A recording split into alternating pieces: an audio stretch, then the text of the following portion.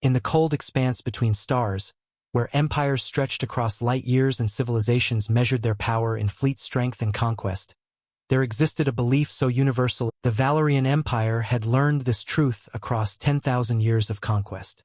They were beings of crystalline perfection, their physiology refined through centuries of genetic advancement. Each Valorian was a masterpiece, resilient, elegant, mathematically superior in nearly every measurable way.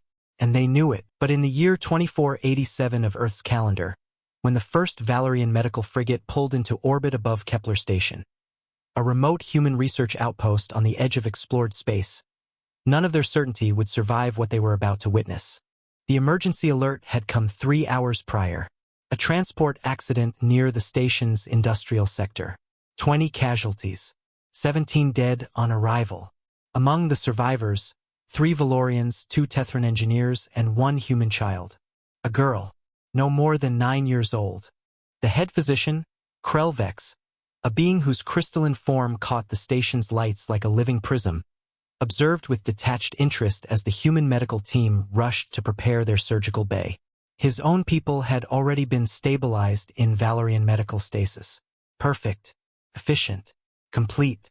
The human child, her name was Sarah, lay in the triage center, her small body ravaged by the accident. Severe internal bleeding, 2 collapsed lungs, her heart rate barely registering on the monitors. By any rational calculation, she was already dead. Her brain would fail within moments from oxygen deprivation. She's gone.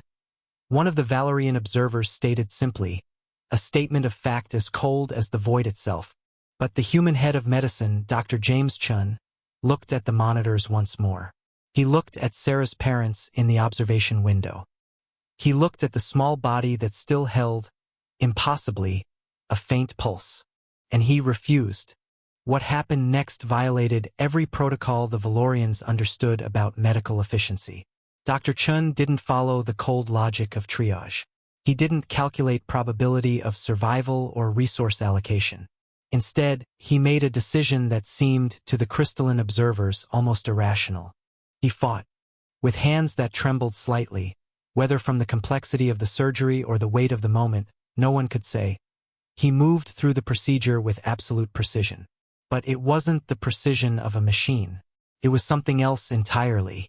Something the Valorians had no name for because they had never needed one. It was desperation. It was hope. It was the refusal to accept a predetermined outcome. His cortisol levels are elevated, one Valorian noted clinically.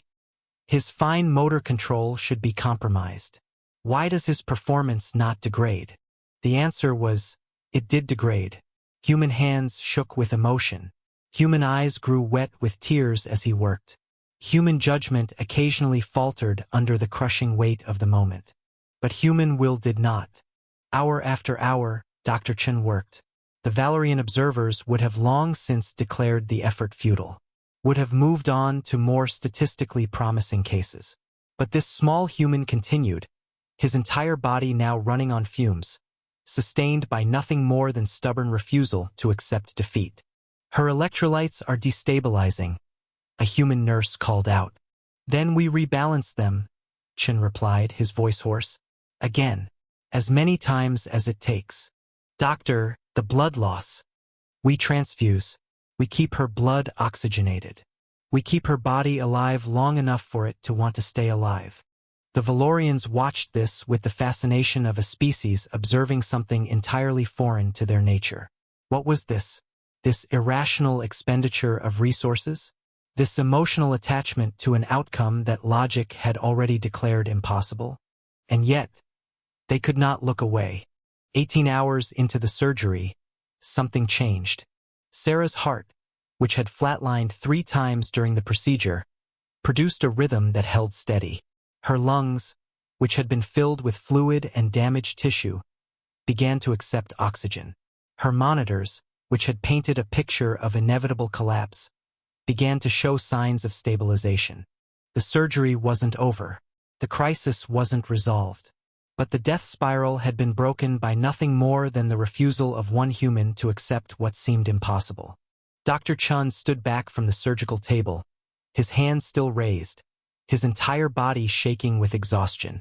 Tears ran freely down his face now, no longer hidden, no longer restrained. A human weakness, the Valorians would have called it. An emotional display that undermined clinical judgment.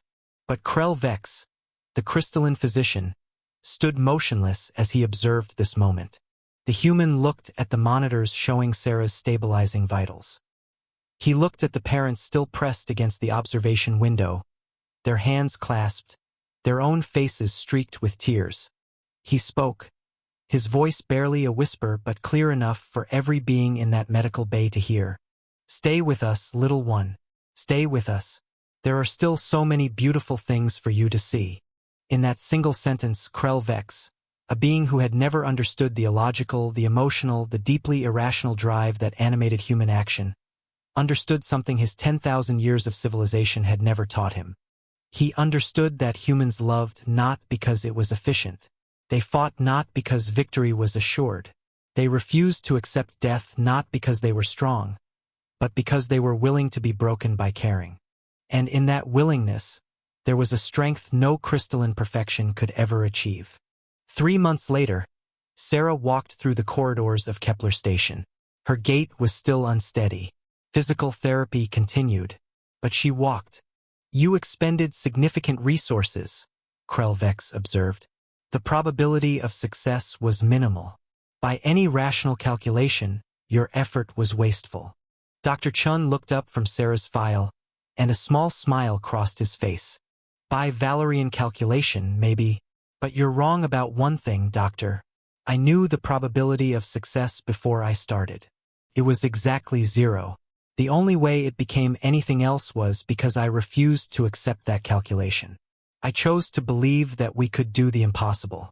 And it turns out." He looked at Sarah, who waved at him. "We could." Krell Vex processed this. The crystalline patterns within his form seemed to shift, to refract in new configurations, as though his very essence was reorganizing around this new understanding. "Your species is illogical," the Valorian said quietly. "Completely. And yet you accomplish what we deemed impossible." "We do it all the time," the human replied. "We climb mountains we're too weak to climb. We love people we can't logically protect. We hold on to hope when hope makes no statistical sense. And somehow, in the spaces between logic and love, we find things the universe never thought were possible."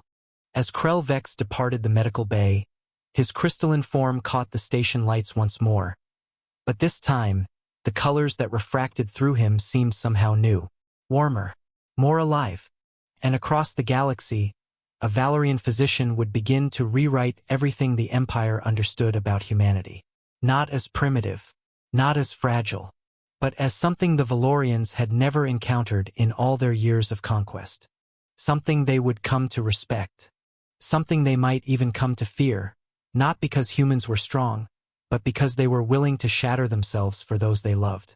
And for the first time, the galaxy understood what it truly meant to be human. If this story of love and impossible odds moved you, subscribe for more tales of humanity's light reaching across the stars. Because in the end, it's not our technology that defines us.